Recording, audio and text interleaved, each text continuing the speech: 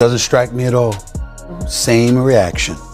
Kathy Engelbert should resign as the commissioner of the WNBA. And the reason I said that, fellas, is because when a player, and Nafisha Collier is a star in the WNBA. This is not some role player. This is her, okay? Who also happens to be a vice president. You understand? Players association. For her to come out. The strangest thing isn't the idea that Caitlin Clark might walk away from the WNBA. It's how confidently everyone insisted that could never happen, right up until it did. 1 minute she's untouchable, the future of the league. The next, the union is on fire and Stephen A. Smith sounds like the only adult left in the room. Something broke behind closed doors and it wasn't on the court. The real question is, what happened when the league's most valuable player collided with its most aggressive politics?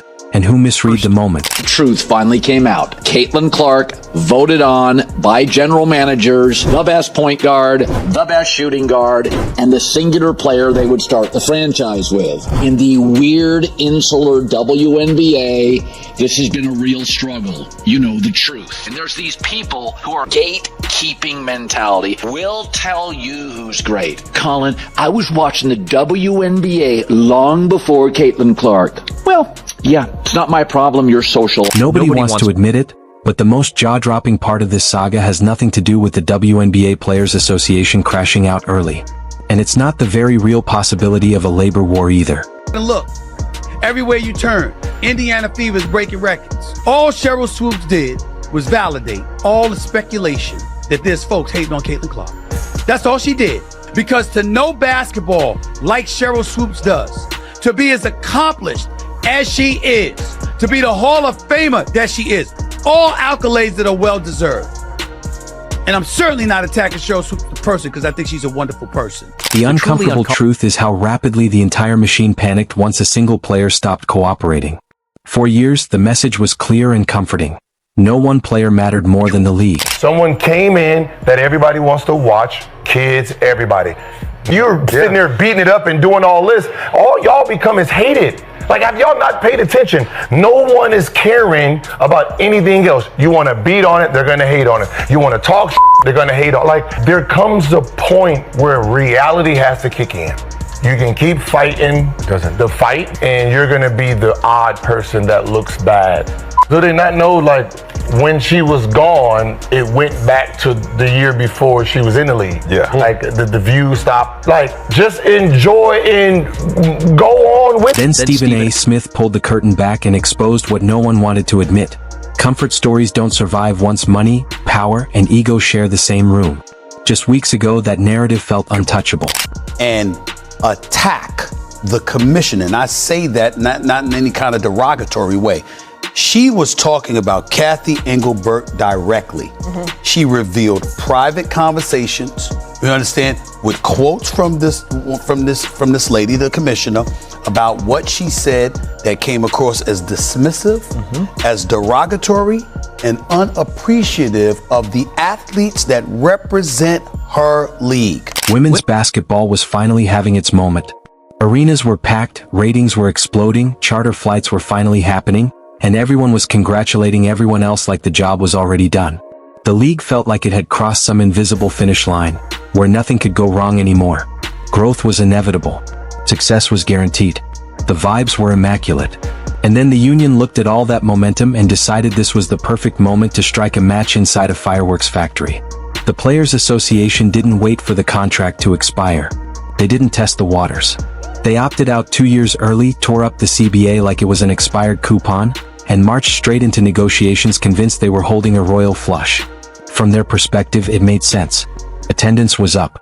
TV numbers were popping. Corporate sponsors were circling. If there was ever a moment to demand more money and more benefits, this was it. But profitability isn't some ancient tradition in this league. It's brand new, still warm, still fragile, and still heavily dependent on one very specific engine. The union acted like the money was permanent, diversified, and immune to chaos. It's cool to watch someone like her just start dominating. You're like, oh yeah.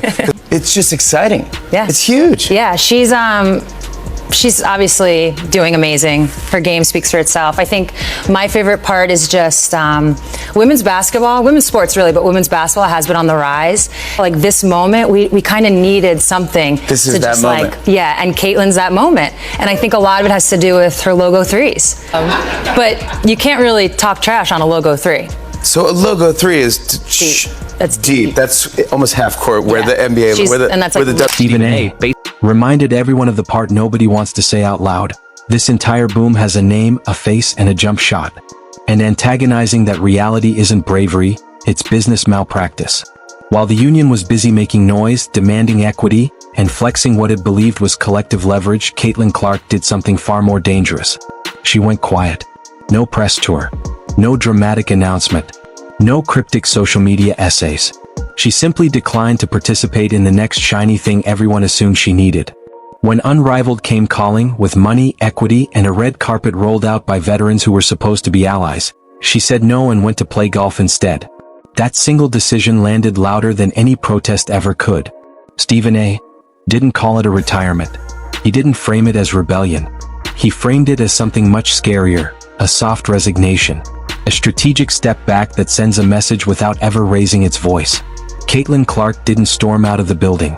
She calmly walked toward the exit and left the door open just enough for everyone inside to panic about whether she might actually leave for good. And here's where the union miscalculated in a way that almost feels impressive. Most players in this league need a new CBA. They need higher salaries, better benefits, and safer travel because the current setup barely works. That's not an insult, it's reality. For decades, players have had to play year-round, bounce between continents, and put their bodies at risk just to make a livable income. Wanting more isn't greedy. It's overdue. But Caitlin Clark doesn't live in that reality. Clark being that golden goose per se, that rising tide that's lifting all boats. I stand by my past proclamations that there's resentment towards her because of that. But I want to take it a step further. There's also resentment towards her because she instigates resentment towards her sometimes. He continues to bring this up in so many arguments, and I just don't get it because it has been disproven so many times. Like, please find me the multiple clips of the many times that Caitlin Clark was doing this in the face of Her WNBA salary is a rounding error compared to her endorsement portfolio. Her brand exists completely independent of the league. Nike, Gatorade, State Farm, Wilson. None of them signed Caitlin Clark because of a union contract. They signed her because she moves culture. Stephen A. hammered that point until it became impossible to ignore. If the league shuts down tomorrow, most players lose income immediately. Caitlin Clark doesn't. She could walk away from professional basketball entirely and still be financially set for life. That changes everything. This is where the golden goose analogy stops being dramatic and starts being painfully accurate. The union wants a share of the revenue that exploded this season. But that explosion came from one source. You can't spend a year letting that source get hammered on the court, shaded in the media, met with side eyes instead of support. Olympic conversations that somehow left out the biggest draw in the sport. Media narratives that quietly downplayed her impact while cashing checks off her presence. Stephen A. didn't dance around it. He called it what it was, jealousy mixed with denial. And that combination is toxic in any workplace, but it's especially dangerous in one that survives on public interest. I gave you a person, and now you're rejecting it. Y'all should be like Caesar. I appreciate you, Caitlin. Thank you. I can eat a little bit better. She got paid this. She get a signature shoe. Hey, I'm a 2-time MVP. I'm a champion. The fact that there's this much animosity about the person that's feeding you, and I'm gonna say it just like she's feeding y'all. Yes. Doors that y'all didn't do. So to be honest, shut up. Because y'all couldn't do it. Just accept it and benefit. The numbers refused to lie, no matter how uncomfortable they made people feel. Road games became sellouts the moment Caitlin Clark came to town. Indiana Fever crowds outdrew back-to-back champions. Ratings spiked on nights she played. Merchandise flew off the shelves. TV partners didn't invest because of abstract progress. They invested because people were watching. And when the union talks about revenue sharing without acknowledging where that revenue is actually coming from, it risks alienating the very partners funding those raises. League leadership doesn't escape blame either. Stephen A. made sure of that. Allowing a hostile environment to fester around the league's biggest asset is a failure so obvious it almost feels intentional. Any competent business protects its rainmaker. But the mental side of this situation may be the most dangerous part of all. By the end of the season, Caitlin Clark didn't just look tired. She looked emotionally drained. Every facial expression became a headline. Every interaction was dissected. Every reaction turned into content. Stephen A. suggested that stepping away isn't weakness. It's self-preservation.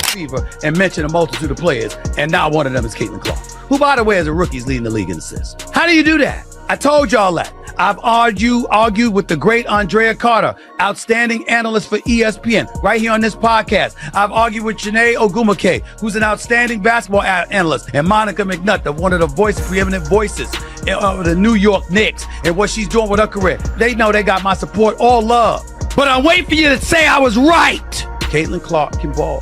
She should have been on Team USA. When someone realizes they're happier outside an environment than inside it, money stops being the primary motivator. Sports history is full of stars who walked away early because the environment became unbearable. Barry Sanders did it. Calvin Johnson did it. Andrew Luck did it. None of them needed the money anymore, and all of them decided peace was worth more than legacy debates. Caitlin Clark already has the money. If she decides that peace matters more than appeasing a league in chaos, no contract negotiation can stop that. The unrivaled rejection adds a layer of irony that's almost poetic. That league was supposed to be the solution. A domestic option where players could make real money in the off-season without flying overseas. Landing Caitlin Clark was the key to unlocking massive TV deals. Stephen A. strongly implied that this wasn't accidental. Caitlin Clark understands leverage better than people give her credit for. By withholding participation, she proves her value. If unrivaled struggles without her, it confirms what critics have been saying all along. The public isn't showing up for women's basketball as an abstract idea. They're showing up for her. That truth makes people uncomfortable. But discomfort doesn't change reality. Caitlin Clark, all right? The Indiana Fever star was named Time Magazine's Athlete of the Year earlier this week, and she took time to acknowledge that race played a role in her success this year. Here's a passage from the article in Times Magazine. Quote, "I want to say I've earned every single thing, but as a white person, there is privilege. A lot of those players in the league that have been really good have been black players. This league has been built on them. The more we can appreciate that, highlight that, talk about that, I think it's very important. I have to continue to try to change that. The more we can elevate black women, that's going to be a beautiful thing." And the timing of the union opt-out raises even more questions. Why now? Why not wait? The official explanation is simple. They want a new model that reflects growth, higher pay, better pensions, improved standards. All reasonable demands. But the subtext is fear. Fear that the moment might pass. Fear that the hype could cool. Fear that waiting would weaken their leverage. Ironically, by creating instability, they risk killing the momentum entirely. Casual fans are fickle. They tune in because something feels exciting, not because they feel morally obligated. If the league goes into a lockout, if games are delayed or canceled, those fans won't protest. They'll change the channel and move on.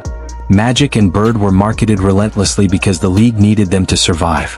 Fairness came later. The WNBA is in that same moment, whether anyone admits it or not. Acting like every player deserves equal shine regardless of impact isn't noble, it's naive. When the union pushes for equal outcomes while ignoring who is actually driving revenue, it sends a message to sponsors that reality doesn't matter. Sponsors respond to that message by pulling out.